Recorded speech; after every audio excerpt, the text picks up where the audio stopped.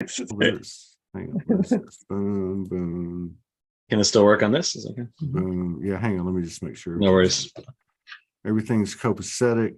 Webinar is now streaming. Yeah, man, the energy is just like mind-blowing. So it's crazy because the way things happen, like, we were trying to set something up and then I don't know. I've just been trying to, like, I'm not scheduling like more than a few days out. Like I just go through like a little wave and then I go. Yeah, and then that's good idea, actually. Like there's Steven, there's Kristen, and they both came on today, and she had like this delivery. And I've known her for like 2.5 years when she first came out. And yeah, it was like, whoa, like she's on it, explaining it her way. And then I'm going to sit with you in your way, which is very unique. Well, I wouldn't say unique. I wouldn't say unique, but it's a very specific language? Yeah, experience. Yeah, it's got its angles. It's got its angles. Actually, yeah. I might plug in my speaker just to make a little louder. See if it works. Yeah, let's see if it works. Make sure it doesn't create any weird feedback. Let me double check. Actually, let me get to that. Yeah, man. Yeah, it's been a while, dude. So much shit. Yeah, no kidding, man. Thank God you didn't come to Soulogy Fest. Everybody had a rocking, like, just people were having all these problems getting there. There was all this stuff going on. And at the end of the day, it was this whole driven from, like the higher aspects. People were like, I don't want to go, man, but I'm being told I have to go. And then my car breaks down. And it was just story after story after story. And then I had my own experience, which was quite amazing. But I report about that. I was like, oh my God. It was crazy because I actually thought it was in September. I didn't realize it was the date until 2 weeks before. I'm like, holy shit, I never talked to Todd. I didn't realize it was happening so soon. It didn't matter. It was a totally atypical from a human 3D perspective, linear perspective. But what we did, and I have, and I know, part of me knows that we weren't the only ones. So it's really a collective expression being seen in a smaller collective. And that was, we kind of got to a point where we're like, you know what? We've been busting our ass, and we're gonna shake it up. So we go to this mountain, which is a microcosm. What is what I'm trying to say? Yeah. These two, like all these beings and entities and energies that were associated with the mountain presented themselves to me through this whole ordeal, right? And they wouldn't let me go on the mountain. After all that, I spent one night on the mountain in my friend's tent, sleeping on the ground, getting bit by chiggers. Oh my God. It's a whole other story. But there were these two primordial. When I say primordial, I mean primordial of the earth, but primordial linked to that which was here before, that what they came in with, right? And they were pissed, right? They were pissed. They were like, man, we've been waiting a long time. We've been suppressed. We've been hidden away here. And it was something along the lines, and I don't know if this is the absolute truth, or at least metaphorically, that when Atlantis was, in its final days, and the crystals were being taken to different parts of the world to be stored, some of those crystals, Lemurian, Atlantean crystals, were taken to Arkansas into like a bigger mountain. But this particular mountain, which was about, I think, 6,000 elevation, there were some crystals or code hidden there because everyone knew where everything was, that were like outside from the common knowing. And so somehow or another, and again, it's a metaphor, like the human race is going, you know what, man, we are equal to you. We're coming out. We're going to shake it up. So we released these codes, and they wanted to be released, but they could only be released through this type of hell raising, or whatever you want to call it. So here we are heading into 2023. What's your take on it? I mean, it was funny because at that time I ended up going down to Florida, and there was, I had some intense dreams and out of body experiences and doing work over there. I started seeing all these spaceships, higher light ships coming in that are positive. And originally I was supposed to do a moon activation a few days later, and they were like, no, you can't do any activation right now because they're said that they're literally occupying the whole grid because they were stopping a negative alien invasion scenario in real time.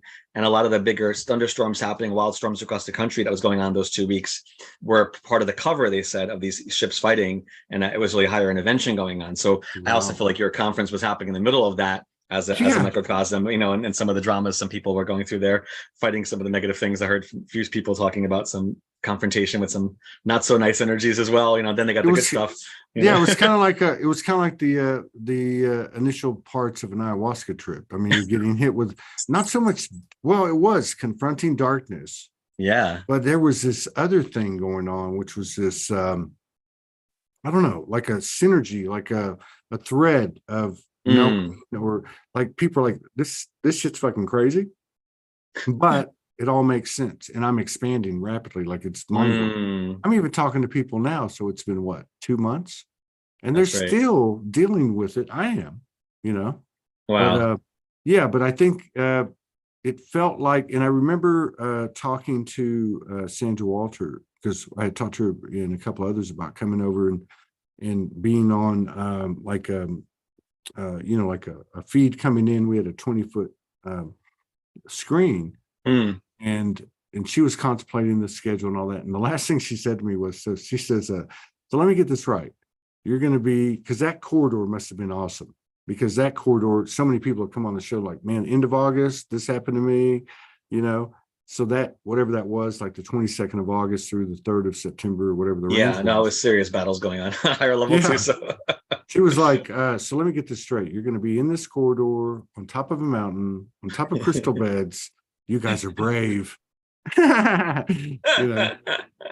you're saying that there were, with what you have access to, which makes sense energetically, that at that time there was a bunch of weather covering some actual, I guess you would say, battles. At the same time. Confrontations for sure. Yeah, no. And it's funny because this is not funny, but this is the second time in a year and a half that some of the negative ET groups are getting a little more ballsy and trying to do more public demonstrative manifestations, and then the positive ETs are coming in and intervene. Especially, a year and a half ago, we had the reptilians were trying to come out and actually do a little ground stage thing, and we're like, "What? Really? This is crazy. They're not going to be getting away with that." So a lot of Andromedans came and like, "No, we're intercepting them in time and saying that they want to do this. We're going to come out full force." So it really was like a Star Trek kind of standoff going on a multidimensional level. That was like September of last year, and now this time when you were doing it, it was more with the negative Nordic ETs. They were planning to come out more directly. And I mean, really? they're working in alliance with our governments anyway. So it's kind of like, they're all desperate and trying to buy more time for themselves here. So they're trying to manipulate timelines and scenarios in a wide range of manners, so to speak. So this was like one of their more overt attempts, because normally they work more behind the scenes, which is what they're doing for a long time. But there seems to be different. After that, there seems to be other timeline forming of like almost like these one scenario where other people have talked about it for years, where the government or the secret space program would come out with a fake alien invasion in order to like launch like a new global governance system or more control. Like that energy has been popping up more recently again. But then in that scenario, though, they would then introduce the negative ET humanoids as our savior, but they're in order to basically cock block the positive ETs from coming in more properly.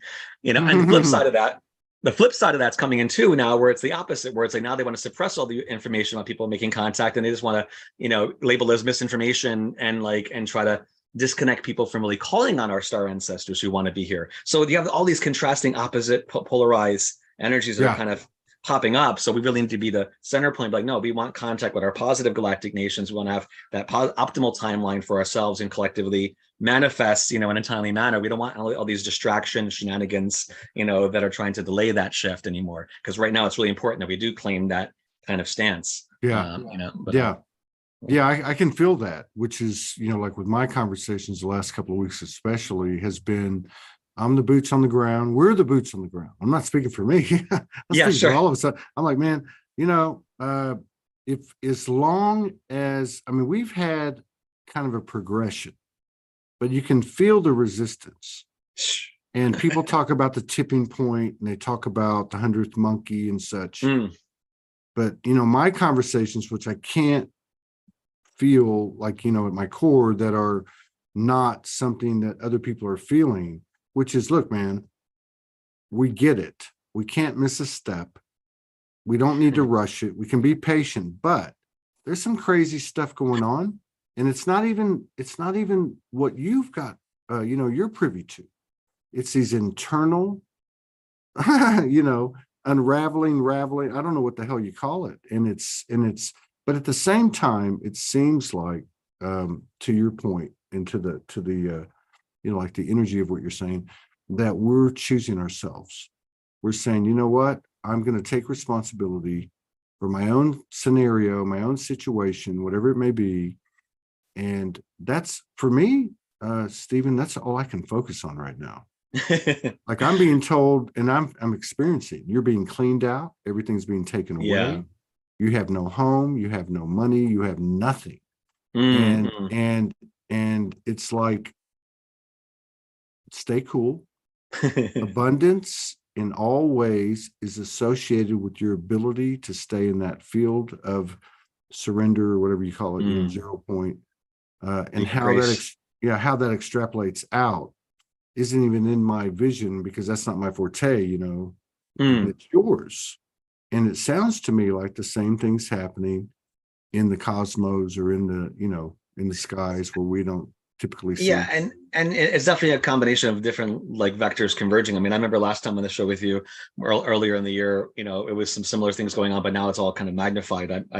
Where basically, I think I said back then, where like 80% of my clients at that point were all showing up with like negative extraterrestrial kind of energy, thought forms, malware, cords, implants in their field, which was an unusual high amount that started from January. Now it's up to 95% of all my clients have this in their field. So it's literally like every day I'm dealing with, I'm like, oh my God, this is really annoying. On higher levels, like, what the F, So, but it's really causing a deeper kind of analysis. It's like, we really need to step up our own, like you said, accountability, and also ability to resonate with more of our star nations, like bridges of love and light that we want to embody and ground through being here, being an anchored representative of our different star nations, really calling it in shamanically in meditation to have their drawbridges of light really come up into our castle, so to speak, so we can really get more of that convoy of support that wants to be welcomed into our collective, not just individual space, but collective space, so that they can deliver the new gifts and the new energies that are part of our optimal ascendant future, and be able to say, no, we're like sovereign galactic universal citizens here, and our home is like a extension of our galactic embassy space, and to create that fortification like an embassy would be accorded if they were in a given country. We need to do the same thing in ourselves, in our directions, magically, shamanically, feng shui wise, so that we're more coded and more covered, like in the Bible, like the armor of God, the full armor of God idea, so that we're fully clothed with our galactic light sheathing, galactic light armor, to be able to hold space for that and deflect the negative things, because it really is like a battle going on. And the thing is that part of what I said last time with you was, which is now even more in operation, is that a lot of our governments at the beginning of this past year made more updated deals with some of the negative ET groups, and also this negative parallel reality that I've talked about before, the government over there, and to try to manipulate more of our timelines to make our histories get closer and give them more permission to basically commodify people and siphon energy from people. And I'm like, F that. This is not what we signed up for. We don't consent to this kind of extraction of negative social contracts or executive orders that are made secretly with or trade arrangements that our governments made with these groups does not apply to us. And so we need to be more conscious to opt out of these contracts that we don't even know were signed against us. Right. Right. I mean, like, ultimately, whether we're making choices of empowerment, self-empowerment in, let's just say, personal, the more personal circles of our lives, or we're making them at a higher level, it's still us exercising our authority. That's it. And they want people not to do that. That's why it's more important for us to be like, okay, were we not claiming our sovereignty? What area of our life have we given power away to false parental figures that are now politicized, or, in different industries, not just in politics? Where have we listened to them to give us the jab, for example, or tell us not to do this, or go out there or be more fearful, as opposed to being like, okay, it's one thing to warn people about something, it's another thing to disempower them, right? It's kind of like a call to arms is necessary in a higher level. At the same time, love and light is there with us to support that. drawing a line in the sand. So, we need to bring love together with will and be like, no, we don't stand for this repetition of old cyclical drama anymore. We don't consent to any more martyrdom, victimization, experimentation, exploitation, but we really need to affirm that even more, it seems, now than before, because of this collective pressure that's going on from the negative groups trying to, literally just extract energy from people as a battery source and use it to fuel negative timelines that they want to perpetuate. Which has always been the MO, right? I mean, it's just that it's gotten more detailed and more more operational in terms of like technology that normally wasn't as fully turned on at certain military bases are being used by these negative ET groups. So it's not just ETs at their bases or ships, they're actually turning on stuff at different locations on the ground level to kind of like the idea of the 5G, but a whole different level. So we need to be more conscious and say, no, we don't consent to this other frequency noise, background noise in our environment, that we're not consenting to this malware transference, So we want to have authentic connection to Gaia, authentic connection to the elements that are positive and encoded with love energy. We don't want this fake false light, virtual reality, AI stuff in our fields, because it's also part of that too. It's trying to get people more distracted with the digital and the AI options as opposed to it's taken more to try to get us distracted because we're overcoming the old distractions and we're seeing past the old distortions. Talking to you and like 5 other people, and it's like I have to go into high gear. It's like, but like one of the things that I feel that's happening, and I guess it's all related, is how the human being, because our emotions were unbridled, right? And that's how these beings or these energy complexes fed off of us. Yeah. But now we're learning to alchemize these emotions, right? I mean, that's we're ideally, learning to put it into creative, collaborations and such. But I can see how that would interfere or override or supersede anything that comes at us, no matter where it comes from. So like even these narratives of like, because to me, I jump into like, so what the hell are our governments? What are the new agreements they're making, right? Mm-hmm. Or some of the other stuff that might be a little bit salacious, right? But really, when you get right down to it, these decisions of personal power, personal reliance, responsibility, and governance and such from the individual is really it. All those other things are no match for that. Especially if you're being fully, like you said, present and accountable with all of you, including your shadow from any unresolved, not just current life dramas, but also past lives, because a lot of the negative ETs, from what I'm finding and working on people, are really trying to exploit unresolved or trying to open up old contracts that you might have had in past lives that had allowed them in to begin with, say many millennia ago, and under different scenarios, and they're trying to reactivate those karmic time streams to be like turned back on. And so we have to say, no, wait a minute, we don't consent to having a permission slip from 50,000 years ago be turned on again, used against us, because it's no longer relevant. But these are things that they're really trying to go that deep in our people's timelines to see where they can activate previous, say for example, there are certain people I work with that, that have had like some like negative past lives, more light past lives, but some powerful negative ones. And so the dark groups are really trying to activate light workers that have had some of those negative lifetimes to really try to use it against them and try to use it as a backdoor. So it's even more important that we don't be afraid and don't feel shameful about looking at shadow actions we might have done on the other side in other lifetimes, because it's even more important for us to heal that duality as we go into this unified love state and be able to transcend that drama and be able to say no and have a healthy filter to the current situation. I mean, I think there could be a strong argument made to try to put it in human terms that the traumas we experience, and you make a great point, because it's not just this life. We've had a hard enough time trying to like come to terms with the shit I have. But, of course. But but really, you're talking about an observer energy as we were the observed and the unknowing, memory swipe, whatever, that would take a trauma and implant it. When we talk about implants, J seals or whatever, if you really think about it from because really we're liberating ourselves from connecting to the most human part of us. Sure. Right. And so it's like, I can see where they could come back to these, like these these seminal trauma moments, right? That stay with you through incarnations, and that's an implant. So how do we bring that into equilibrium or transmute it? I guess is it's all the same thing, right? It's like to seek it, to find it, and to own it, I guess, like you said, and not from a judgmental standpoint. Sure, because very at important. right, you know what I mean? Because at some point you get to a point where you go, look, the whole thing is the same for all of us. So there is no forgiveness. It's just like, hey, I don't know. There seems to be something happening where our perspective is changing. It's less personal. And that might give us better footing in the arena where these ETs of all sorts are. Because one thing they don't have is they don't have our emotional intelligence.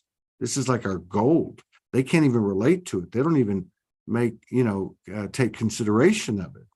They think we're machines, almost like, or I don't want to say machines, but they're less. We, as humans, we have this deep, deep emotion, and like everything else in the paradox, this weakness is our strength. Yeah. And I wouldn't necessarily say that they don't all have that awareness. I think it's just that some of those beings that evolved on the dark side ascended in a negative planetary situation, that their emotional development was different in the sense that for them on the dark side, like obviously they don't value love. It's the opposite, right? Power and control. Right. So when you take important ingredients that make up the universe and displace it from your own center, it creates all sorts of problems and issues, right? And so if you're excluding love from the equation, you're gonna have a lot of issues, and so then they try to rule more by power and control and guilt and fear, and they try to install that same methodology of like, even on a simple level, bringing it back down, like you said, they can try to take advantage of people's relationship to their parents, back then, like a Freudian idea, but not just parents now. Yes, but your own, like if you served a false king, or maybe you were a dark king in a past life as well, or you had authoritarian parents or authoritarian, and you carried that mirror over, have authoritarian bosses, authoritarian teachers, and you're thinking, wait a minute, why do I keep, attracting that shadow aspect of, say, the divine parents, when I really need to ground my own positive divine parent energy and be like, I'm not here to serve a false king or a shadow leader, which is what the negative ETs will then can use that as an extrapolation of saying, okay, since you're already only buying into the false parent archetype, we're going to serve you more of that dish because that's what we're part of anyway. Right. So it's like we have to switch the role, being like, no, we don't. We're here, we're here to buy divine mother, divine father, unity energy, and what would a positive king or queen rule their kingdom or govern with, compared to say what a dictator would, and it's like just examining simple, things like that in your life, or like where have you, let the control be taken away, being given to you by your parents or people that were around you, that you need to say, no, I'm not going to follow that pattern anymore and keep perpetuating it, right? It's because if you do, then other things will be attracted to you as well, so it's and it goes into more subtle layers of that too, because we see that in politics, we see that in society, we see that like in like the medical fields, where we have these fake people, so to speak, offering us fake solutions to conjured problems, like we had the past few years, where the actual where the problems that they create, and then they offer a solution that's worse than the problem in order to really downgrade our vibration even more, and that's really one of the biggest things that has also created that negative kind of weight on our collective timeline, has been this vaccination thing going on, and people really don't understand, it's not a, I've only worked on a limited number of clients with it, because most people that are attracted to my work usually wouldn't get that, but so I've only worked on like a dozen or so people that have had it. And only one of them was really clean slated with it and had no problem. The others all had, I could all see like the nanobots. I could see stuff in their field that was making their DNA and their magnetism spin the wrong way. Was it from the vaccine? 100%. Yeah. And they didn't have any problems before, and they could see it. Things were trying to jump on me. I could see that, and I had to clear it out my field, because some of the nanobots look like little worms, and some of them were like leap from person to person. So you had to be careful to also make that declaration. I'm not here to pick up anybody else's nanotechnology, virus, which is far worse than the regular virus. And again, anything I say can be countered and deactivated, but until you're aware of the problem, you don't understand the solution fully, right? So it's bringing to light the awareness of how these things work, and then we can say, okay, we don't agree to that, we don't consent to that, we want support to to transmute that, and this is not in our field. But if you're not aware of the situation, that's how they take advantage of our ignorance, all the time. Shadow puppeteers behind the fake curtains, Not for long. Yeah, exactly. This is the point, and you have that's why these eclipses is to bring it back to the real moment of nowness here. Yeah. For those listening live in the next few days, or whatever, this next eclipse coming up in Taurus, right on Monday night into Tuesday. Well, even before I mentioned about that's relevant.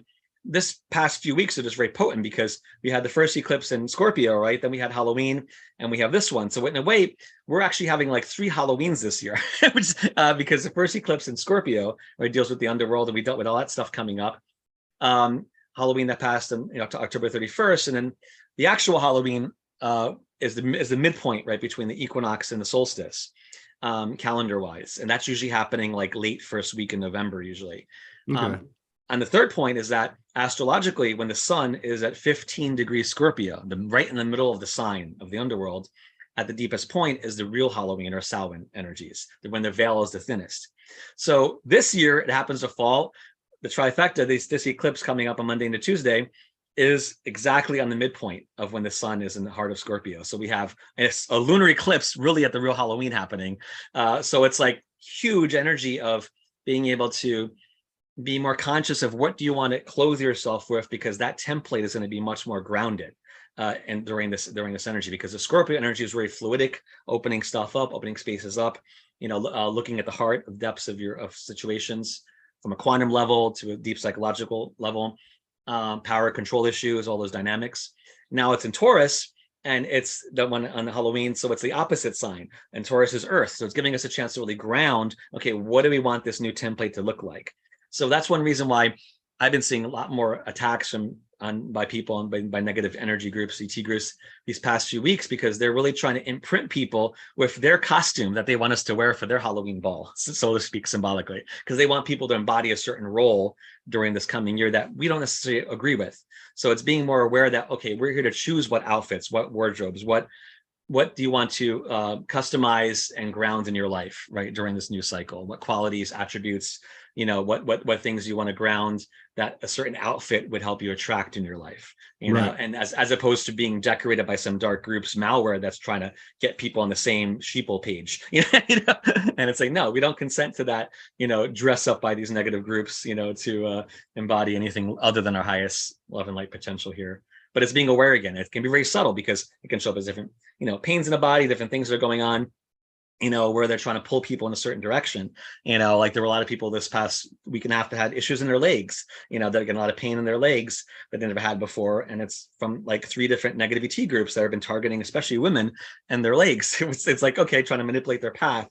But on a deeper level, we had to go deeper. So, okay, where have you walked in past lives or past moments where you were not in your highest integrity or love and light, and saying, okay, I'm choosing no longer to empower those previous negative paths or tracks, in time that I walked be used against me anymore. And it's like reclaiming accountability for all your footsteps in time, shamanically, so to speak. Right. Yeah. Be like, no, I'm here to walk my path, not to be manipulated by some puppeteer strings, Right. which literally show up as like strings or cords in people's fields you have to cut or ask angels to help you cut, that are being emanated from specific locations, by these groups. So we track, I do the work to see where they're coming from, who wants to help cut it, close the door, of their portals in people's apartments sometimes that they make, astrally, that we need to close. So those are important things to realize. If you start feeling really heavy and down, it's probably not you necessarily, especially during this period. Look to see where it's being amplified and say, okay, where is the seed of your accountability, but also who's turning up the switch, and not give permission to that. Right. Dude, everyone I'm talking to is so lit these last 2-3 weeks. They're like on their game. So, one thing I love about you is there's a lot of, I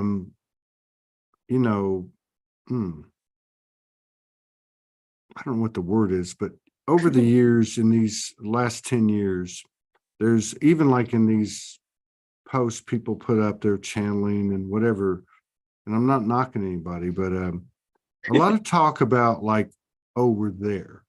Oh, yeah. The solar flash, we're going to be at this point. I love what this lady said on the show before, Kristen. She said, what we're coming into is not where everybody's on the same wavelength and wants to do the same thing, and everything is uniform. We have a individuality that is accentuated by the polarity, an organic polarity, just as you find throughout the universe. And what we're coming out of is this duality. Now, recently, I would say this year, there's been a lot of forecasts through people's different narratives and commentary talking about a certain point. And I don't know what that point is, because we've heard people talk about the eye of the needle before in previous years, like the solar flash, but like this big squeeze, right? That almost like there's bookends, and this isn't my wisdom, this is coming from other people. Yeah. 9/11, 11/9. Okay, you got the bookends of the eclipse corridor, ends on the 8th. You got the 369 coming into more of a visible presence in our lives. So you got, the 9th of November. You've got, this eclipse. Now, I think people are talking the 21st, 22nd November, any days that have 2s and 1s and 0s in the date. Like, I don't know. I guess what I'm getting to is, and I'll give you one last example. There's a guy I know, a person I know that's of the same ET weirdness as you.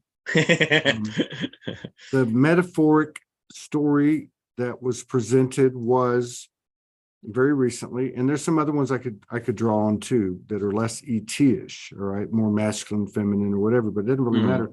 What I'm trying to get to is if you're picking up the same thing these multiple people that I've talked to are, which is in this guy's story, it came to him, and again, he's very high frequency like you, Franco, that type of thing, that there was an imprint or an encryption in the program of the operating system when this thing went into distorted or inverted 12, 13, 15,000 years ago.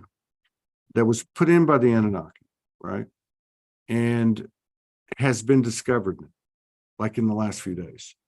What that means is there's no other plan B or fail safe for the for the architects. It's all out in the open. Everything is clean now, and the stuff that's been thrown at us is going to stick even less than it's been sticking in the last 2 or 3 years. Because if you look at COVID, none of that stuck. Took a while, right?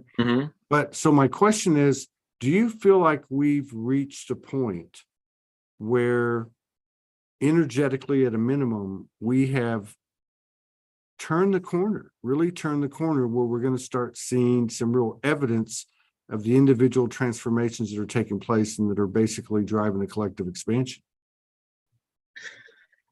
I mean, I would say always on an individual level, you have that possibility there, right? As a now, as ever present moment, when somebody really chooses to wake up, they can wake up regardless of what's going on around them. As a collective, I don't think we're there yet at that point. I've been seeing, I mean, again, sometimes like the idea of you said about the alchemical example of, say, a diamond forming under the intense pressure, the charcoal, the carbon has to go under intense pressure and heat. With the level of intense pressure and heat we're going through now, we're going to have some amazing diamonds popping out, but we're also having a lot of charcoal popping and exploding. So I wouldn't say that the pressure cooker is done necessarily, because right now I just see that they're really stepping up the game more and more. For me, if I see all the attacks stopping and nobody having it, then I'll be like, yeah, we're there. All right. So I'm just taking part of my microcosm, and also with the grid work I do with collective groups. There is more intervention coming on the collective level, but it's starting to step up more. But there's been periods where I felt like I'm like yelling at my higher councils too. I'm like, yo, we need more intervention. We need more people to really petition the higher galactic councils, universal councils, that the level of violation, experimentation has been out of control. What's going on in Earth? We really need more direct support. Yeah, we're the ground crew, but we also need extra backup teams to help take care of the bigger infrastructure of negative technological exploitation going on, because we can't do it ourselves only. We can open a path for them to come and help us deal with the other threats that are beyond our normal, ability to directly go there. But we can do a lot more than we realize, right? So I think that's part of the potency of, choosing transformation in the moment and realizing that you can ascend faster and ground it. But, it's also not, like you said, having, for me, it's the Anunnaki is one storyline, but the other, I wanted to actually mention about a couple groups today specifically, because again, the more we understand the characters involved, the more we can deconstruct their narrative of control, and be like, right. I think sometimes there's been only a few groups mentioned by a lot of these people in the movements, and that they aren't always consciously talking about some other groups that are doing a lot of shit behind the scenes that they've been doing it without being called out. And we really need to make them accountable so that their grip is less intense, like you said. But even before I go into that, we mentioned about, people talking about the shift that were already there. Yeah, like I've been hearing that since like the 90s myself from different people, right? And it's like there are major marker points where light goes through, but at the same time, the dark groups are very attentive to seeing where we talk about time frames or situations, and a lot of times they try to intercept certain windows or take advantage of astrological periods to benefit them without people like realizing it's happening. So it's also important. Sometimes, I've seen people say on Facebook post a whole list of 20 or 30 so-called ascension symptoms, right? I'm reading half the list and saying half that list is like symptoms of direct energy weapon attacks. I'm like, those are I'm like, that's not a symptom of ascension, my dear. I'm like, sorry, that's like one of the biggest new age BSs I've been seeing. That really frustrates me and it makes me laugh too. But I'm like, oh my God, people are so effing denial about what's going on with the shadow that they're so disconnected and want to only be in the ascended state. They can't see all the shadow that's still there and needs to be transmuted and or called out or extricated or flushed down the galactic toilet. And so it's, of course, there are some symptoms are correct. You could go through different bodily pains like with Kundalini awakening and things like that. But to just discount, just to label everything an ascension symptom because you can't see that there's actually negative things attached to you is the biggest new age escapism I'm seeing. One of the biggest kind of escapism points I see online. So it's not that that's not happening, but you can't just, lump it all together. That's what I'm saying. Right. A discerning eye, like, okay, wait a minute. Is this my actual energy shifting? Am my own, cellular memory coming out to be healed? Or is it actually me getting, corded and implanted with some negative projection? Well, I think there's been a lot of, people are talking more, they're talking about their experiences more. So like, just, how would you, just succinctly determine and explain, I guess, how do you tell the difference if it's something coming up from within you, stored in the body, versus something that's coming otherwise? Sure.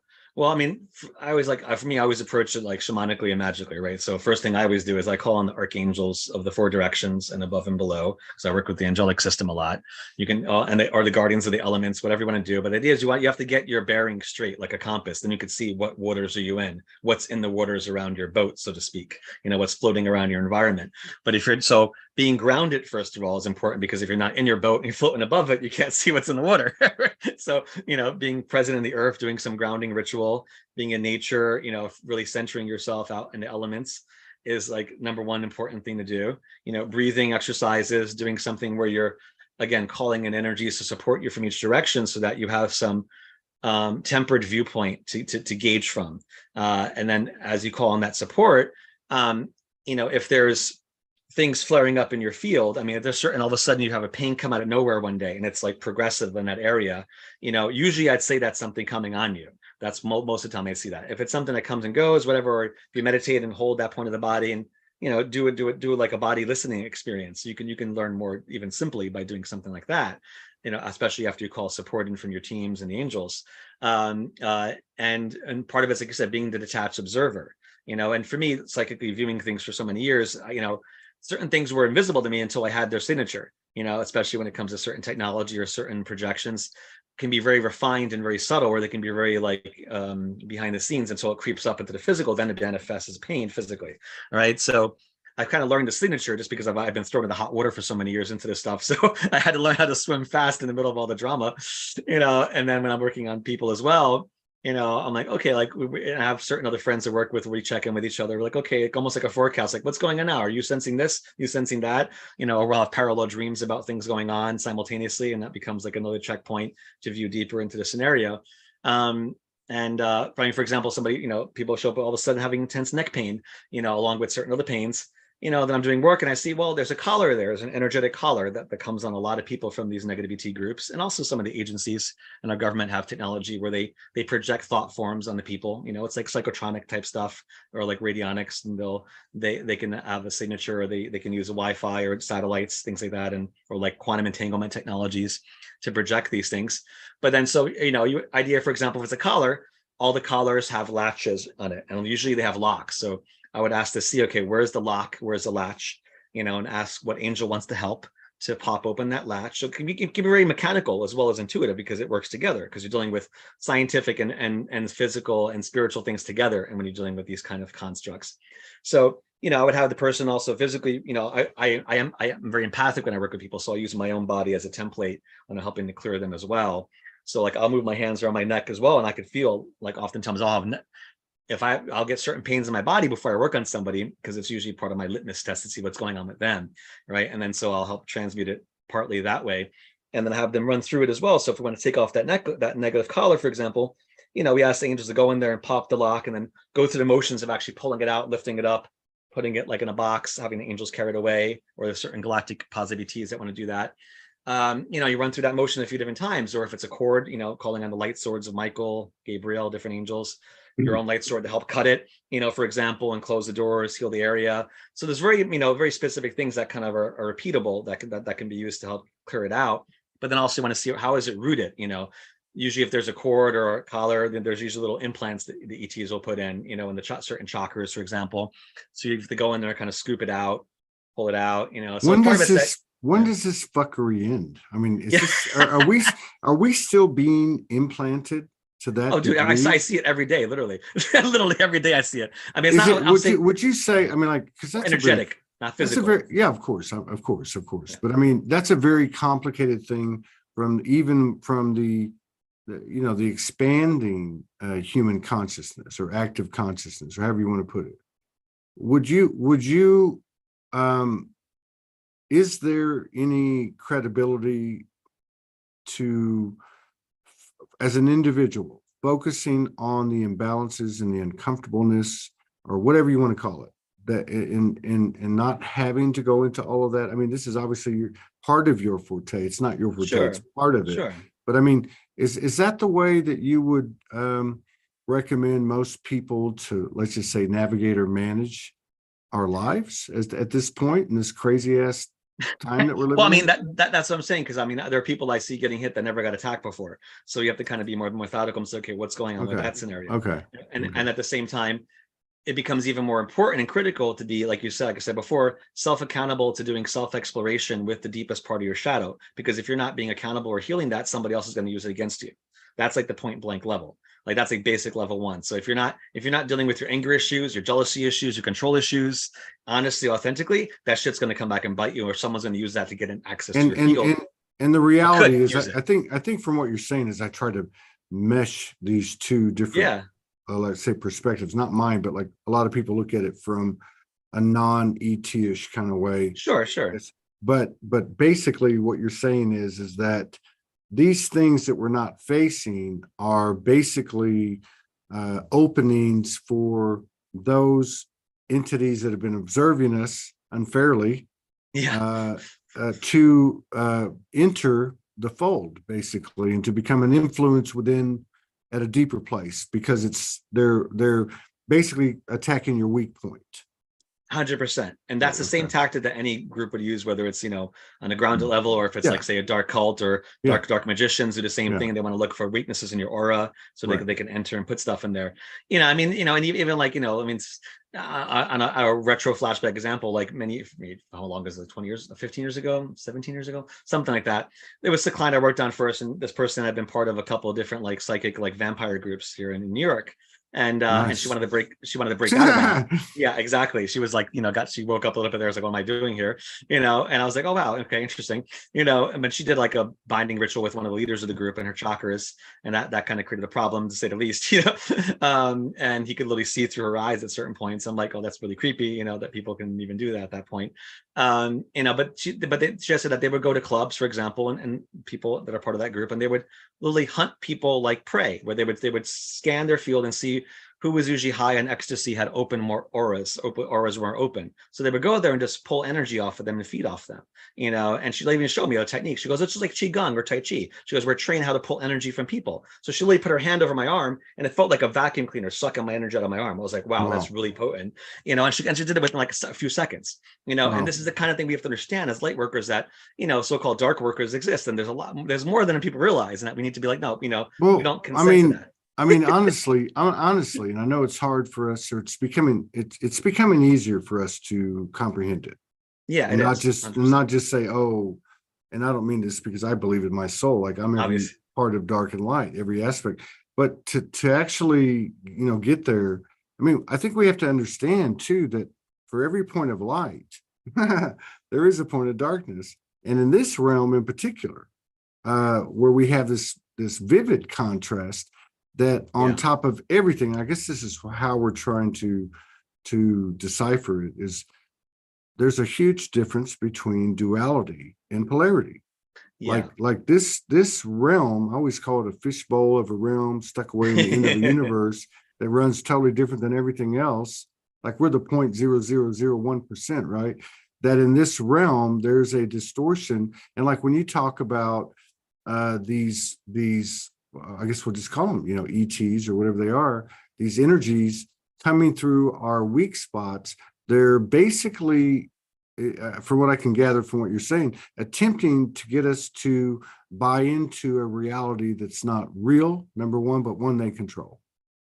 Yeah, and certainly it would be embedded with what the elite of our planet and some of the negative rulers of our planet or governors of our planet, are working with them, because this is something that it's basically perpetuating the matrix and perpetuating their empire of imperialism, colonization, not just of the land, but of our minds. It's colonization, imperialization, and imperial tendencies, like the way that what military, the way they have so many reports they publicly write about, remember years ago, they wrote a report like controlling the weather by 2025, and using weather as a warfare, or like a full spectrum dominance, one of their terms, and when they, where they want to control every frequency, so many more frequencies in electromagnetic spectrum, for military purposes. And so this is their mentality. They really want to, in their idea, they're bringing order to disorder. Right. It's the same old twisted idea, but they want to be the ones to control, because you can have disorder. It's like China, government, controlling the population. You must have total control of your emotion, your social credit score, and everything you do and think.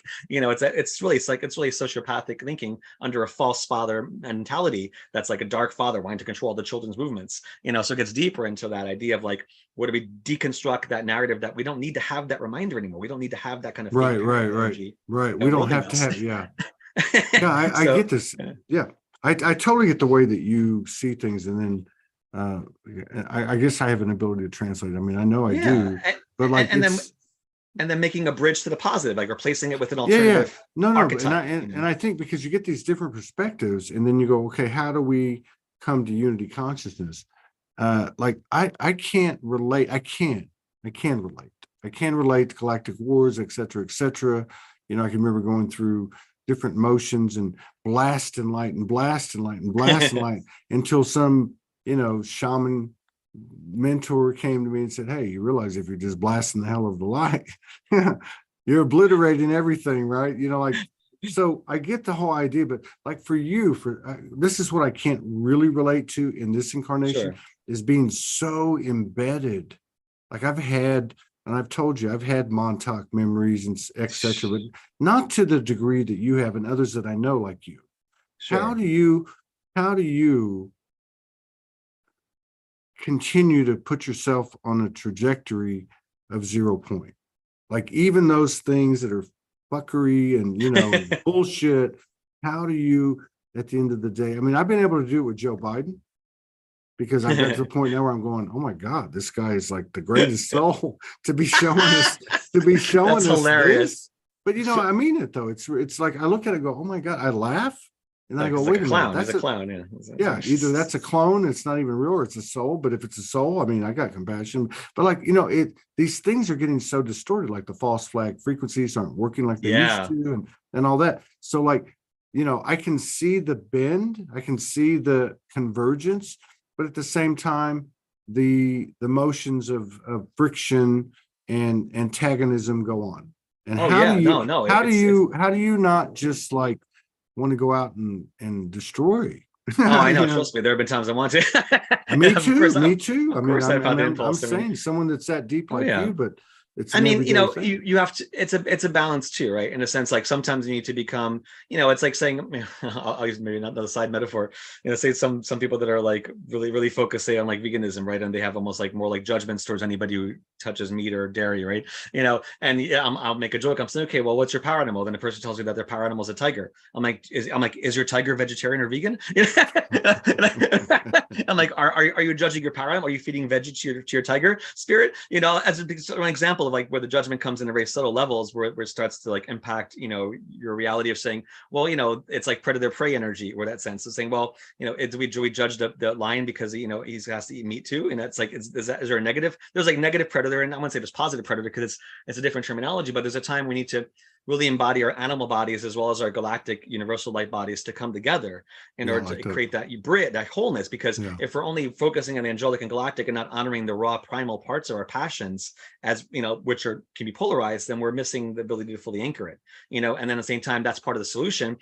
Sometimes you need to become your lion or tiger and bite that adversary out of your field energetically. No, I'm like, rip this cord out of you. I'm gonna tear it up and like become the wild animal in the good way that you can then pull back into the angelic human. So it's a bit of like a little shamanic rawness that I find can be important sometimes when you're really getting tested with a lot of negative things at you. You can like push back and then send love. We don't need to just do one or the other. I like that. I like that because it's almost like emotions, right? Yeah, are part like of that. When we lose our emotions, they're feeding. You can say that. And when we hold on, or when we own our emotions, like if they send some fuckery at you and it pisses you off, well, be pissed. feel the anger, right? Like so it's still within our field. Nothing's gaining any sustenance off of that, right? So I can see that, big time. And then the other thing you're talking about too is like there is no, nirvana's nirvana or oneness or whatever, right? Like that's not why we're here. It's like to work this stuff out, So the way I see it, like with what you do, it's kind of amplified, is like a great example of how we're actually working this code out, how we're actually figuring out how to do it. It's new code. It's especially because we're trying to make a new synergy or a new bridging. And I use the bridging a lot as a metaphor and magically, because that's how it appears also shamanically, because our subconscious works with language of symbolism and visuals. It's not just left brain iterations of verbiage, right? So like thought forms and structures are very important, symbols and like semiotics, language of symbolism, glyphs, sigils, geometries, they're all very important part of our processing of information, of our presence of being in a body, and also of relating to higher realms, things that are coded in transmissions, like you said. And it's important that we also understand that a little more and take back our power and be like, because there's one group that I want to mention that this has been a real pain in the butt for a lot of people, because they're one of the groups I want to call out. They're from the constellation Sirius, but Sirius B. Like there's positive ETs from Sirius A that many different cultures have talked about, indigenous wise, African like Dogon tribes, and I'm talking. We're greeted by messengers from there that had like aquatic looking outfits on, and people talked about that, written books about the Sirius mystery, things like that. And they had this African tribe drew star charts of Sirius before our astronomers knew that there was a companion star, things like that. The stuff out in the Pueblo Indians in New Mexico and the Chaco Canyon that was lined up to Sirius. There are many different, ancient locations that had alignments to the stars, just the way the Egyptians did and other cultures. And Sirius plays an important role, the same way Orion did in a lot of ancient cultures, and the Pleiades. So for Sirius, though, it's one of the positive groups that are from Sirius A, and the energy of the star Sirius A, it's a lot of beautiful like Isis, Mary, Sophia energy coming from that star. One of the depictions of Isis in the mythology was that she was connected to Venus, Sirius, and the Pleiades. And for me, I kind of see that as like three aspects of the divine mother energy that she was embodying as a messenger to help people evolve their connections to different aspects of the mother, of the virgin, the mother of the crone idea, like you have with the moon. So in Sirius, so they're also a very intellectual group, both Sirius A and Sirius B, very highly technological. Sirius B group, which let's call them that as a simple way. they have had an influence in our history in many ways that people haven't really understood. I mean, since way back, since Atlantis, they've been doing stuff behind the scenes. They also have one of the bloodlines of the Illuminati is Sirius B bloodline, and I gotten confirmation years ago from somebody that was high up. Let's just say that much, and he mentioned about the Sirius Pleiades battle that was going on with the bloodlines, and it was really about the Sirius B group having influence over a lot of affairs. They're very humanoid looking. Physically, they have the vibe and energy of, like, for anybody watch Star Trek, if you remember, like that race of beings that were the main adversary, the Romulans. If you remember from Star Trek, they're like Spock, you know, the famous Vulcan with the pointy ears. The Vulcans were like the cousin of the Romulans in Star Trek. So, but the Romulans are pretty much, I think, the people who channel that were channeling the group from Sirius B, because they fit that MO like really, really close. So if you mix, so for those not familiar with that, you know, because they also had influence in the Roman Empire Foundation. So if you mix the idea of like Roman Senate, Roman Empire thinking with CIA and Men in Black vibe, put that all together, that's a big group. That's a big group, isn't it? Well, it's just that's their amalgamation of their personality and the way they think methodically, scientifically. But yeah, and, like filling into your description, you can feel the energy of our experience that influence has been present. And then too, like the other thing I think that's valuable here too is a lot of times we think Anunnaki, reptilian, Draco, but you've already mentioned the Nordics, and you're mentioning this Sirius B group. There's many others. I guess what I'm saying is, what's good about the way you explain everything is there's not this set of good guys, bad guys. It's like everywhere you go, like if you get 100 Syrians or 100 this or 100 that, it's the same makeup. You're still on your own. You still got to discern and, you know, use your head. Well, I mean, I kind of go with the Law of One book's idea, saying that the light planets that have ascended outnumber the dark planets by like 10 to 1. So there is a lot lighter. There's a far greater quotient of positive ascended planets in our galaxy than there are negative. It's just that the negative ones get very organized, like they do here on the human level, and try to do things to get more power. So they kind of cause more trouble because they're very upfront in your face, or they're behind manipulating things. So, you know, and so for them, that's also why they have to be so much more strategic, because they understand that like the playground of 3D is a playground for them to try to harvest energy in people and make people go to the dark and get more recruits, you know, for their path. So, you know, it gets more involved in that kind of theater of operations, you know, and so they all have. Well, I mean, you know, it just, I have such a curious mind, right? Like, so talking to you has always stimulated me. So like, I'm just thinking here, I'm like going, whoa, like we are equal, right? Like we all have these certain things that we do on an individual basis where we know we're connected, we talk about it, right? What if a few of us, or whatever number of us, got into a circle, into a group, and started talking to each one of these you know, energies, these energy complexes, be it a planet, be it a race, whatever the case is, and started asking questions, like kind of like Stephen Greer's you know, what is it, the 5 thing, but like to actually where we combine our you know, our particular, you know, specificities, create like a beehive intelligence, and actually start to communicate to these aspects, which we know somehow or another related to us. You know what I mean? I don't know. It's just like, well, I mean, I would say for the positive ones, that would be nice to do, absolutely, because there are, you know, I do some, well, aside from the public, you know, bigger whatever public groups I do for like new moon, full moon groups on Zoom, and as well as in person, I'll do smaller groups that are more, that I don't advertise, that are more invite and, you know, stuff like that, where we have to do more specific assignments. We need to do, you know, I kind of call it like a mage ops, I call it.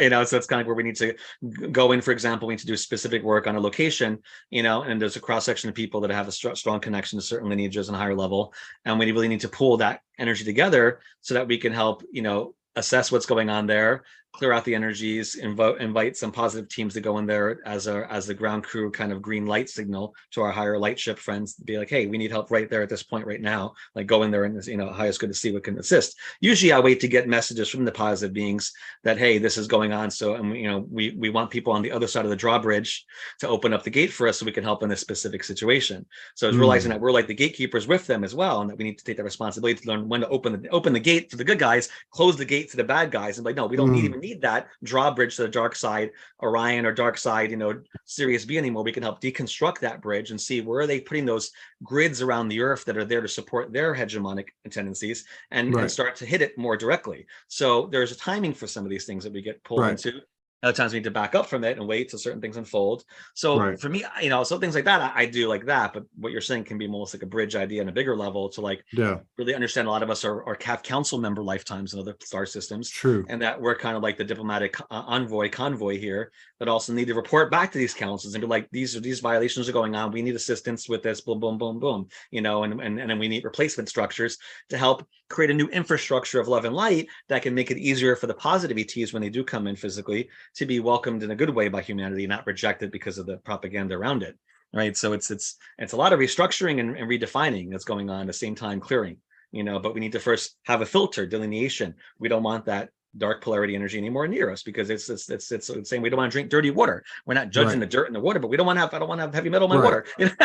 We choose not to have that experience anymore. I hear a lot of people saying that's not in my experience, that's not my universe anymore, whatever they may be talking about.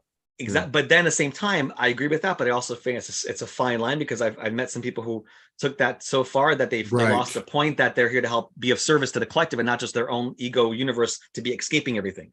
and or ignore, as by way of resistance, collective atrocities going on. Something that's being shown. Yeah, I get that. and if the and a lot of people do cite the law of one. I look at everything as a potential program, especially anything from the stars coming down. Sure. Not that there's not value, not that there's not, truth in it or whatever. But yeah, exactly. With your own experience too. But just for, just to contemplate it. If the law of one is correct, and it's a 10-to-1 ratio, why have we gone through what seems to be the inverse of that? It does seem like that more balance and light is coming forth, like in ways it never has. Yeah. But is that just because of we must really be a unique fishbowl at the end of the multiverse, because it's, correct me if I'm wrong, but it's been like the opposite of that. Right? Sure. No, I trust me. And this is part of, and it gets into more complicated subtle layers in terms of looking at multidimensional viewpoints across many eons of time, as opposed to snapshot ages or snapshot periods. Because we can get tunnel vision if we're only looking at what's happening, say, over a 10 or 20 year period. We're understanding that these beings are also looking at karmic ripples, time waves that have started millennia ago that are culminating now, and waves of energy going back and forth that are dancing together to create this orchestration. So it's sometimes harder for us to see from a limited 3D narrative the bigger picture behind some events that are happening, from only looking at it from the snapshot and the local microscope. You have to kind of zoom out across time to see some of the bigger actors and players and karmic cycles and contracts that are there to kind of get a better gestalt vision. Aside from that, though, I am definitely a pro, and I'm a tremendous pro intervention advocate, and I've got arguments that other people refer to. I know I've had lifetimes where I argued with councils, and other lifetimes like with Malware, the planet between Jupiter and Mars that blew up. I was angry at the local confederation for millennia because of letting that happen, and the thing on Mars where they let the Mars get also messed up with the wars over there. So I know we make commitments to the Earth, like, no, we can't let Earth be the third planet in our solar system to get overtaken and destroyed by these assholes anymore. Just on a higher level of justice warrior side. It's this is ridiculous. So there's points where some of the positive ETs I feel take too much of the prime directive ideas, some other friends or Star Trek call it, right? It's where they, put hands off free will, but to the point where they sometimes are just too much detached, or they try to intervene and they get caught in the karmic system of the planet, or they get, worshipped as gods instead of respected as peers, or they kind of misunderstand sometimes some of the things going on with the negative ET influence in the planet. And because maybe their evolution was different, and even though they're evolved, they may not have all the answers to approach this given planet situation. So you need to get more specialists involved from other higher planets that went through similar drama, and they understand from the higher galactic third eye point of view, the intricacies of manipulation that go on negative 3D, negative 4D, negative 5D can get very involved. And to heal that and bring it back to 0 point, we got to be able to, it's a dance between the yin and yang of when to intervene, when to stand back and let certain lessons be learned, or let certain catalysts occur so that souls who are in that playground or battlefield can take advantage of that catalyst and grow from it in ways that maybe if they were automatically rescued, they wouldn't grow.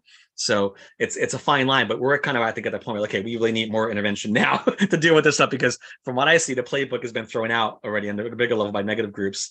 And so any of this idea of like, oh, we can't intervene yet, I think a lot of that is, I question that right now myself, and I'm still in the middle of, having some higher light arguments, let's put it that way. I've had a lot of those in the last 2 weeks. I've had a lot of those.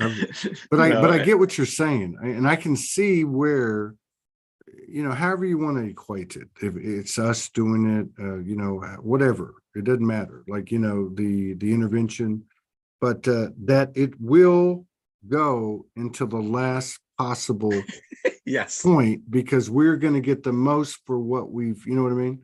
Bang for the buck of our crazy theater here. Yeah, exactly. Yeah, so I can see that happening. And I mean, in terms of timelines for me, I mean, this is not the time that I want to ground, but I mean, you can always put out positive timeline ideas so people can amplify that scenario, because like I said, so many timelines have shifted, both due to both sides, and things are shifting, and in the public at the same time, there's been a lot of manipulation going on with timelines, and we have a lot more positive ETs coming in from Andromeda Galaxy and also from the Arcturian system that are really playing a more proactive role right now in time, going back in time, helping to correct, because there's literally a war in time that's been happening. Yeah. And so we need more intervention to protect our history so it's not manipulated into some negative Mandela effect that creates a splintered dark timeline that we don't want to be part of. So this is really important. Now that's why we have to be stronger in saying, okay, we want the optimal timeline here flooding all around us, and calling in the love from the positive future to come to us, and our future self to come to us now that has already ascended in the optimal space, and open up a corridor for that love to come to us. So we're not just feeling like we're caught in a tumultuous storm, of all these other vectors, I know this is kind of a weird question, but I got to ask you, like, with your, your experience, everything everything you do, is there anything more powerful than our imagination? I guess what we would call our imagination right now. I'm not saying that's the right answer or wrong answer. I'm just saying, sure. I'm wondering, because so much of the work that you do and people like you do, it doesn't really fall into imagination. I get that. It's third eye, it's, whatever. But like the imagination, I think, whatever you call that, is an important part of us being able to actualize and experience and expand the third eye. But like, because I mean, it's changing so fast.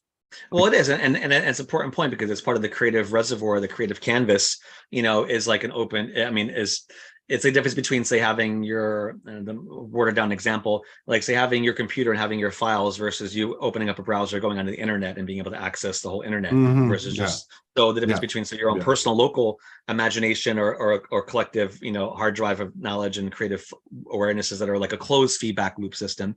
The idea is opening up that closed system in a positive way so that you can access positive networks of communication that are happening from other realms that are signaling us and transmitting things to us.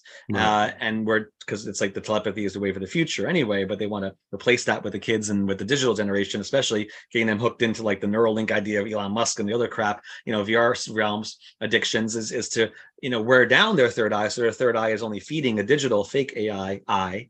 As opposed to the galactic universal I, I am, and the authentic I, so being able to have a cultivation of imagination and creativity is essential, especially for the younger star seeds that are more wired with the new energy, so that they don't get co-opted by this substitute version of, of their own authentic third eye, or ability to encapsulate the wonder and the beauty of the universe that is also here, and seeing it as, as outside of the limited, tunnel vision that educators and society and media try to corral people into very limited options, so that people aren't able to bust out of that mindset and are starting to spin in a certain way that makes that almost like an algorithm more predictable, and then people start acting more like machines instead of organic, living, beautiful, divine beings. So it's like breaking out of that, routine thing and wrote, well, I mean, if you're constantly externalizing, I guess, like what you're saying with the whole digital and all that. But I guess what I meant from the imagination was that there's a part of us, and I know it's not the right word, that without it, all of it becomes nothing. It's like, we, you know what I mean? It's like, I own this part of me. I can go into this field. I can experience it. I can go into the Akashic or the more morphogenic field, or Man, you know what I mean? Like you're saying, it's like hyperspace. It's our personal port of access to hyperspace, to fourth dimensional geometries, to the inner planes. That is a canvas for all that kind of creative flow. That part of the astral plane is that energy, our local interface to these other planes of reality. The imagination, our third eye, is the doorway. Is the canvas to that. And we have to be more conscious of that too, because there's been a lot of that. That's where the bigger war is happening, because so much of the negative energy in bigger cities and technology is trying to crowd, our hyperspatial perimeter, so that we're like more boxed in and more sequestered and don't really feel the input or influx coming in from these other purer streams that are trying to give us support and energy. It's this, and that's part of what the Sirius B group do, is that they like to put negative geometries around people's aura to try to box them in like a lampshade, literally where the light's not able to grow and connect. So we have to like deconstruct some of these fake geometries that are been kind of clouding our vision, or acting as a kind of obscuring screen, and it's saying, no, we don't want that. We want to have unobscured pathways so we can connect in each direction, each axis, like rotation wise, vertical, horizontal, diagonal, like really freeing up our spin. Because on an atomic level, it's all about spin, movement, rotation, gyration. So these negative groups and technologies are all about trying to limit our spin or manipulate the spin. So it's putting, with the Earth, the magnetic field shifting, and her spin is being reoriented to point towards a different axis energetically, and so it's all reflected. Like, can we open up those spin spaces so that we can be open again to receive good inspiration instead of limited gyration? That's just like a drone, Man, you're on it, dude. I feel it. Yeah. And hang on after we get off, because if you want to, we'll schedule one for next month too, because I think people need to. Wait, how long have we been going? I don't even know, because I can fine tune it. Yeah, we're already like an hour and a half. But so we started like late, 15 minutes. Yeah, a little bit. Yeah. But what I was going to say to you was, like, do you feel like that? I know you've been doing this a long time, but that people are ready to hear what you had to say now, because you seem more ET-ish than you ever have, and so many other people I know.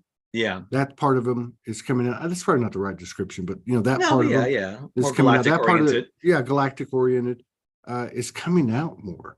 Like, do you feel like that people are now ready for? Because you must have been like a lot of these people going, when the hell are they going to get clue in, Trust me, yeah. Oh, no, and I mean, even back in the 90s, when I first started doing sun gazing, I'm communicating with solar beings, and they're talking about, they didn't call it the solar flash, but they were showing me the importance that the solar energies and solar beings are going to be so important part of our ascension. Right now, that's like, they're showing me more solar stuff around 2030 is what they're showing as a window, and like in 2029 as a positive optimal window for the positive ETs to land. This is kind of like the current optimal trajectory that we can focus on, not that it won't shift, but this is an option that we can give strength to, so that we can call it in and be like, okay, we want to have this positive greeting. We want to minimize the negative crap that's going on, but there's still, it's still brewing for a little while, and it's not, we need to hold on. we need to really ground war in a good way, because there's more stuff coming up that, it's Wild West right now a little bit with the energies. That's why we need to even be more conscious of building constructive bridges energetically, shamanically, magically, in time and space to our positive galactic ancestors, from the Pleiades, from Andromeda, Arcturus, the many different systems. There visually you can see it as like a circle of light with, like, imagine your own personal castle, and you have your castle and you have multiple drawbridges from gateways that go out. Right. Different pathways. Each pathway leads to a different kingdom that wants to support you. So the idea is you want to build what we call the star heart medicine wheel, where it's creating more space for more love to come into your expanded heart space from your galactic kin that are of loving vibration, so that they can pour it into you, and you can become that alchemical, star heart or tip of Excalibur sword, and can shine that light and clear out the adversity more easily. But the negative ones have their own version of that. So they've been trying to create more of that, where they want to create dark star heart bridges to negative kingdoms that corral people. So even from a basic duality point of view, I can see that in certain people's fields when we do work, or from past life contracts, we might have worked with that group to be like, no, we want to deconstruct, tear down, dissolve that negative bridge, replace it with a positive light bridge. It's like a neural network thing, where they want to find available ports of access into your chakras, into your meridian system. So say no, but if all those ports are filled up with loving connections, there's less room for the darkness to reside. There's less room for them to mess with you. Right. So that's where it gets. So it's like they knew our traumas, they knew our addictions or traumas. We'll just use traumas. They knew our traumas. Yeah. we didn't know. Yeah. Well, we did. Well, yeah, a lot of them we didn't know. Some, yeah, certain number. But or now, certain ones that maybe were really hidden, Yeah, so because I think there's a lot to be said too this year, where awareness, like coming into awareness of something, at the same time, there is a transformation almost. Like it's just like you go to another level of understanding. Yeah, this is getting really. I mean, there's one group I want to mention. We're out of time right now, but I want to. I feel it's important to highlight one or two of the groups that are involved in the shadow side again, so we can deconstruct their narrative. Another group I call the Joker group because they're a negative ET group, but they work with the Joker, dark clown, negative full card, reverse full card energy. Like think of like nihilism or like depression, dark anarchy energy. And they're another one that's really been annoying and really trying. They're working with the negative Nordics more in tandem. The leader of that group is what we would be from family line, because on a bigger level, it's a macrocosm where we look at the Illuminati or powerful family lines on the Earth level. The same thing is mirrored in the galactic level. There's certain 6-dimensional, which is the highest level using raw terminology that the negative group can go up to. There's a dark galactic council that has certain heads of the dark families, put it that way, that govern a kind of negative Orion empire. And one of the negative beings there is known as Set, right, in the Egyptian mythology. He actually is one of the higher honchos of this negative galactic group. So as part of that umbrella, one of his nephews is the leader of this dark alien Joker clown group, just to get really specific. But they actually, I call them the raisin heads to make fun of them in a good way, because they kind of look like little raisin head humanoids. With like they're bald and their heads are really sprinkly and like darker color, little beady eyes, and but they're very psychic. So like they like to project this image of like negative funhouse, negative carnival, negative mirrors to people, to kind of like use that as their toolkit to exploit consciousness. And so we saw, so they last Joker movie that came out, the one that the Batman spinoff, I couldn't even watch. I like Batman, but I couldn't watch the last Joker movie because it had so much dark coding in it. And even the actors that played Joker, even Jack Nicholson, I've heard from friends knew him, saying that was the one role he regretted the most. And even with the one that played it not later on that ended up dying, that was the hardest role for them to kick because it was still sticking. And it's because it's an archetype that got so distorted by these negative groups that were trying to use humans and different media to propel their thought forms. So like I worked on several people during that, and the movie was released, had negative metal like implants in their crown that was closing up their crown chakra, making them very depressed. And it was because it was being sent through the movie. So that's why to be conscious and clear, like what do we want to give our attention to, and make sure there's filters so that we're not picking up baggage along the way. And so this group, is working with certain other, they're working at certain military bases or have agreements with them, unfortunately. And so they've been projecting stuff out. Literally, it looked like a dark enclosure of like funhouse mirrors around people's energy fields. We got to just pull it off, deconstruct it, oracally, because they're like hologram projections. So saying, wait a minute, I don't consent to this holographic overlay or this negative information field from being anywhere in my field anymore. And then they'll do the same thing. Then they put some little like, looks almost like a toy like implant in your chakra, and you got to pull it out, so the cords as well that go out to different bases. And but they're heavily involved in this negative parallel reality. That was what a lot of the groups are coming over from, this negative Earth that are trying to manipulate our stream. There's positive parallel Earths that want to help us too. It gets kind of a longer story there, but it's just being aware that if you're feeling like distorted images of yourself or feeling like you're boxed in, you may want to check your field instinct. Are there structures around you that are literally doing that you need to say, no, I don't consent to any of these negative enclosures, whether they're mirrors, whether they're negative geometries. It's putting that kind of like anti-malware update, in our field. We don't consent to this installation, on any 4D level or astral level. So that's a little side note, but and they're also bringing up more like weird things where they're working with the negative Nordic ETs to kind of like energetically try to pave new pathways around different areas.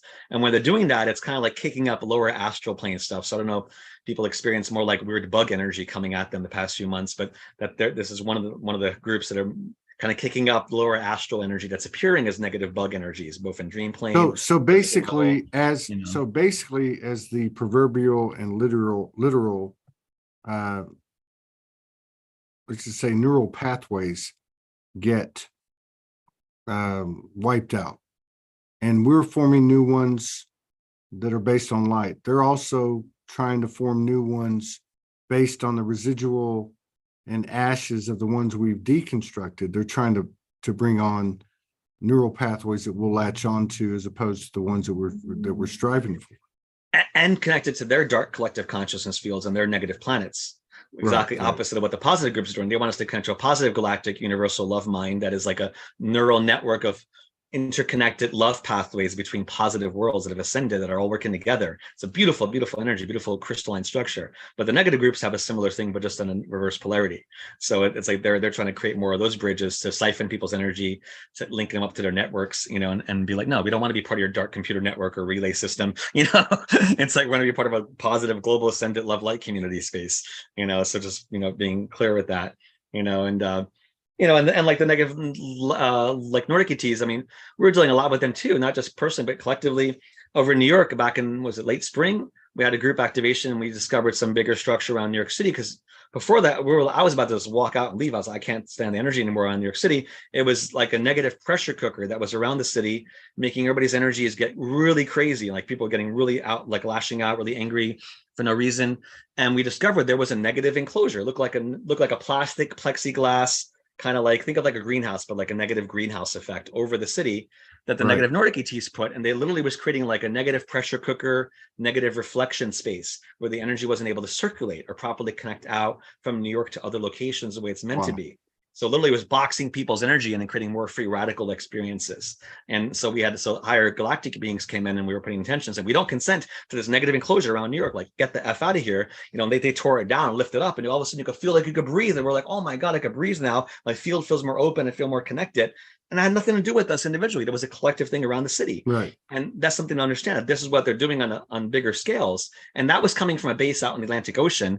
They have a base east of Bermuda towards the mid-Atlantic range. It's the oldest negative Nordic base undersea. It's been around since Atlantis, and they've been doing shit there for a long time. And so they were beaming stuff out along the whole East Coast, going down to Caribbean, Central America, that we keep having to go after and like deconstruct, say, no, we don't consent to this. These areas do not consent to it. You know? But this is the bigger kind of grid work, you know, looking at the idea of like where they're trying to install bigger malware or bigger enclosures that have the effect of limiting our discourse, limiting our creating a negative reflex in our emotions and our thoughts. Just straight fuckery. That's all it is. Pretty much. So yeah, and really like the Nordics, people think of the Nordics and again, there's good and bad. There are positive Nordics I work with from Arcturus. They're wonderful, like Thor, Odin group. But the negative ones are probably like Loki energy. They're Fenris. They're not good. Yeah, they're definitely not good. Like, well, it's like yeah, I mean, it's yeah, I mean, that's crazy. Yeah, it's all on us, I guess. I mean, you know, yeah, we'll have to jump into the parallel Earths and more into the yeah, I'd love to, into the, let's just say, the more recent you know, evolution of the relationships between countries and oh my God, yeah, there's a whole controlling or highly influential ET races such as Nordics. Yeah, you want to do a show next month? Yeah, we can definitely go into that because there's a lot of stuff going on with Russia having alliances with another ET group and in-house fighting amongst the big families, and you know, there's a lot of that going on. That's part of our politics. Yeah, we got to mix it up. Here, hang on. Yeah. So let's sign off of here and just hang on a second. All right. Oh, and also people want to join on Monday night. I'm doing a Zoom thing for the solar. Oh yeah, I saw that. That's on the 7th. You're doing yeah. So what is that? And I want to say too that I know New York City is our number one, and has been from the beginning, number one city in the world with Soulogy. And I've had really, wow, yeah. three people that have gone to your meditations there in New York locally. That speak very highly of it. And I've seen your meditation at Soulogy Fest, but I mean, what you're doing there, you've been doing a long time. Man. Yeah, you've been doing it a long time, and I just wanted to, give you a shout out because thank you. 3 different people have connected with you, and in fact, I think it's more than that. But there was another one I ran into the other day. Yeah, and so you're doing what? And that's actually at a facility. This time it's not at the Obelisk. Yeah, there's a facility called the Collective, which used to be called the Alchemist Kitchen. They have like a cafe and like a herbal center on top and spa downstairs and event space. So it's a really cool kind of space. So I'm going to be doing it there and broadcasting from Zoom as well while I'm there. Oh, you are? Okay, cool. Yeah, and that's I have that link on my Facebook now, but I can send it out to you guys to put it on your wall or something. Yeah, just put it in the comments and and put it in the Soulogy group. But yeah, that's that's a good idea, yeah. because you don't have to be there locally to attend, is what No, exactly. Yeah. That's part of the beauty of the using the digital stuff in a good way, right? Is to be able to create positive Aquarius community energies, so we can really collectively, harness, collective themes that may help us also individually grow during that period.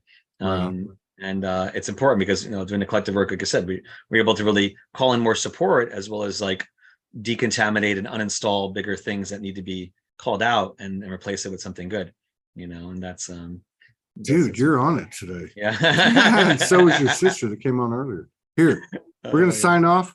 See y'all later tonight or in the morning. Go hang